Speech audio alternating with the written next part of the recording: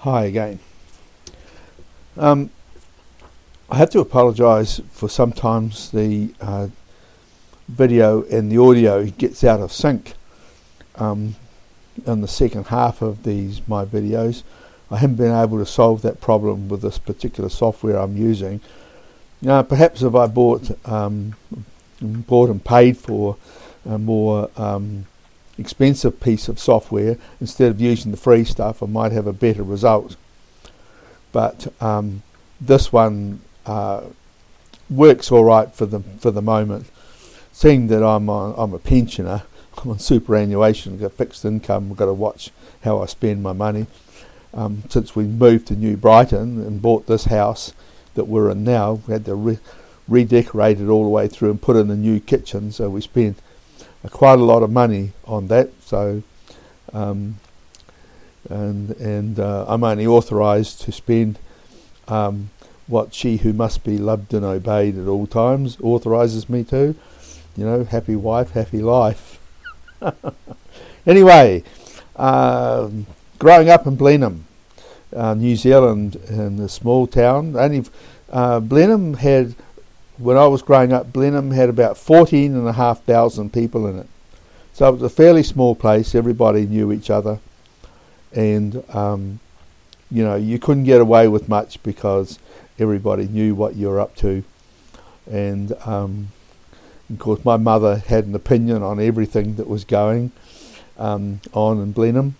And my mother was into UFOs, by the way. She belonged to she ran a UFO club.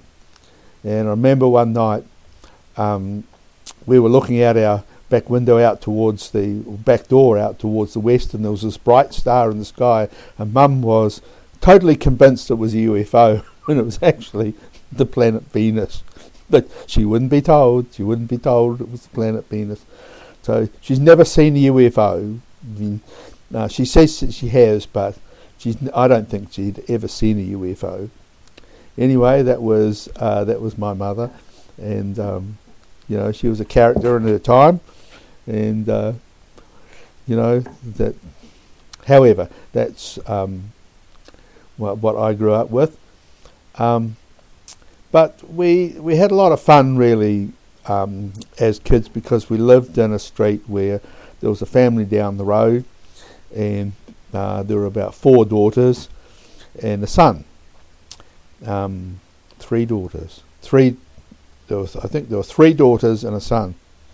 Anyway, there was a lot of fun, and there was a guy who lived across the road from us, and we used to play together, do all sorts of things together, get up to all sorts of tricks together.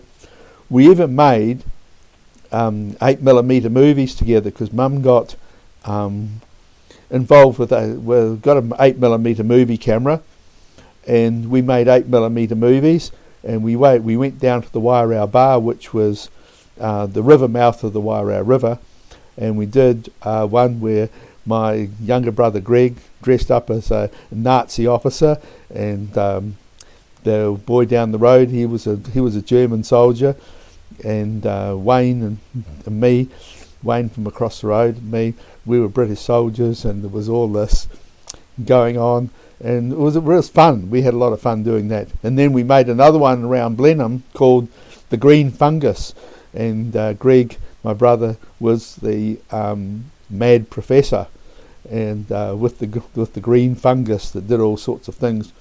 And we filmed that in and around Blenheim, and we used all the different tricks of video making or film making that we knew, and it was quite advanced for its time really.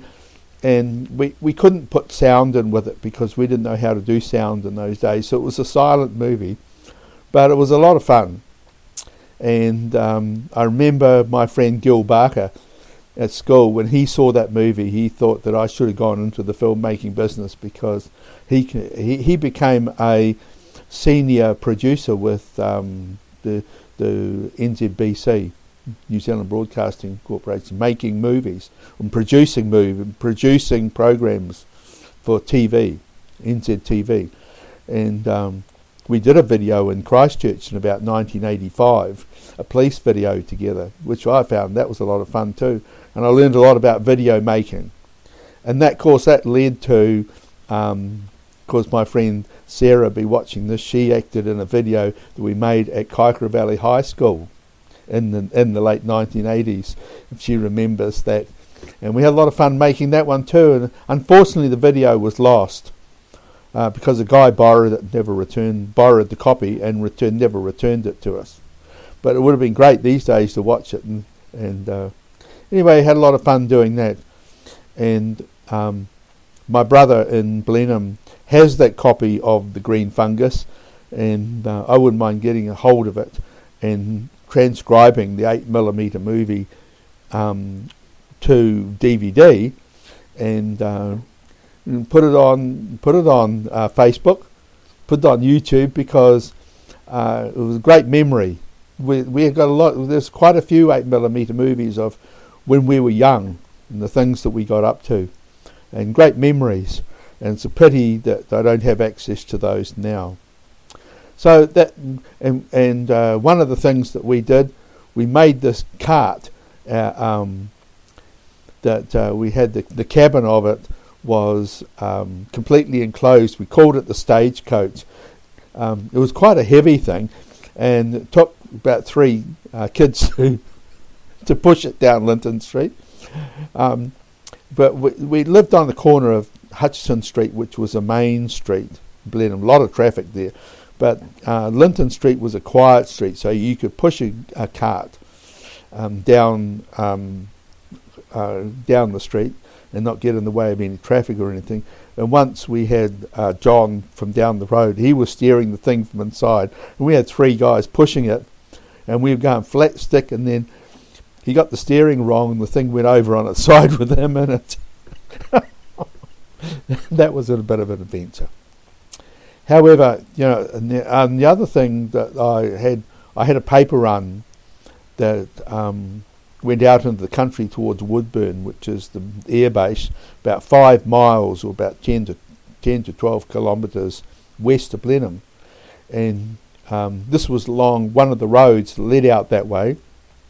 It was called Old Renwick Road, and it led from the north of Blenheim, just down the road from my place, out near to Woodburn, to a place called Jackson's Ford. And I did it all on a push bike, 12 kilometres out, 12 kilometres back. Gee, it made me fit, delivering papers. And I remember when I left that